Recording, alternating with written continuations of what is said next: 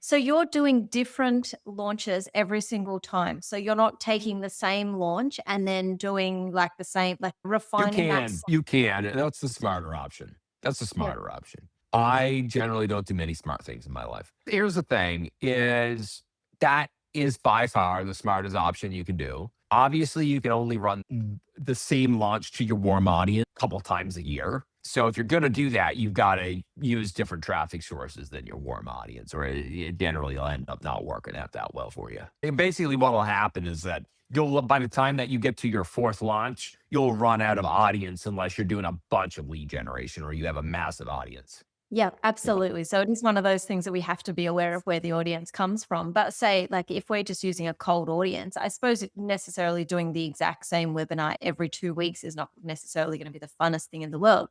But even if you just had it two works. webinars that you just It works sold. though. Yeah, I had a client scale from 40K a month to 1.5 million a month with doing the same webinar every Thursday night for 5 years. Wow, is literally all I have to say. That is so cool. And it was obviously, I'm guessing, all like paid traffic because of the cold All audience paid warm. traffic. Yeah, all paid traffic. She did all paid traffic. She burned out on this, to be clear, but hey, she burned out with a ton of money. So it's better than being burnt out and broke.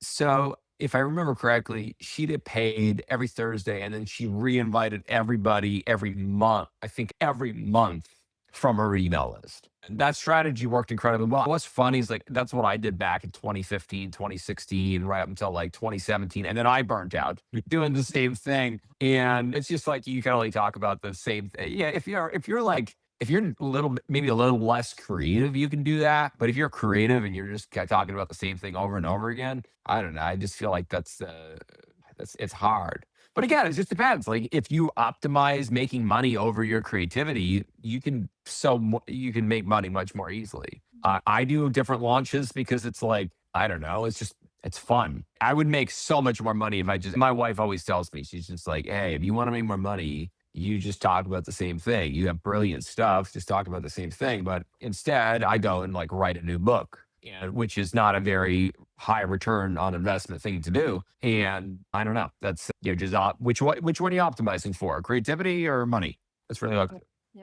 I love that. And I think in the beginning as well, there is that element of just doing the reps, to be honest. So even repeating the same launch a few times is going to help you to see your own blind spots. Whereas I do feel like if you are changing topic every single time in the beginning, you're not actually allowing yourself the ability to necessarily refine that process. So I do think there's a little bit of an element of even in the beginning, just do it a few times, get the reps of that exact thing, figure out how the structure needs to work for you to be able to make sales and sell off the back end of it. But yeah, I think I automating some totally people. agree.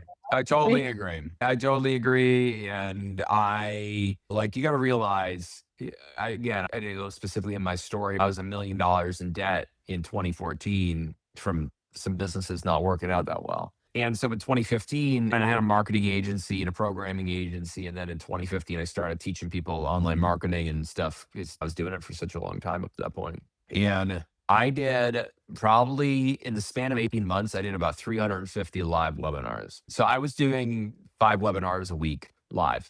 And I have a slight PTSD just thinking about it. But I went from half a million in 2015 to 3 million in 2020. Sorry, in 2015, I did half a million. 2016, I did 3 million. 2027, I did 7 million and I took 3 months off. So it worked. And but keep in mind, those webinars were pretty much the same. So, like, does it work? 100% it works, hands down. And so, yeah, probably best advice is try to get one or two to work versus doing a bunch of them. It sounds good point on that.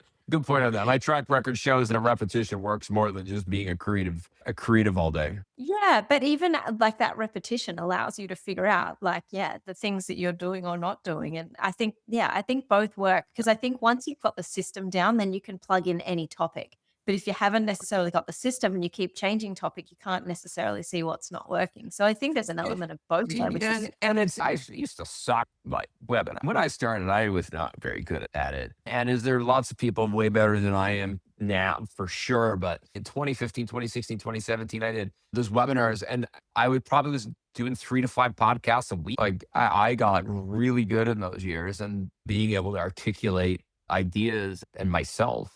And I wasn't good at that up to then. Like could I get better today? Absolutely. But just like my wife is much better at being able to articulate anything than I am. But if it wasn't for that 3 years of just rep, and like I'll be honest with you, not just like rep, but like rep and more failure than success. I remember one of the first webinars I ever went on, there was only two people live. And you're doing like a 2.5 hour webinar for two people. And it's just those days where you're like, all right, I'm going to look back at this as like, just like I'm looking back at it right now. I'm going to look back at this in a decade and be like, wow, remember that time that only two people showed up and you're there and you're the whole time you're like, man, I should just like this and pretend that the technology like malfunctioned because this is a waste of time. But you through it, you do it, and you come out the other side and nobody buys it. And then you do the webinar the next day and 20 people are there and you're like, well, it's better than two. And that's business. If you want to watch the entire episode, click here. And if you want to watch more episodes like this, click here.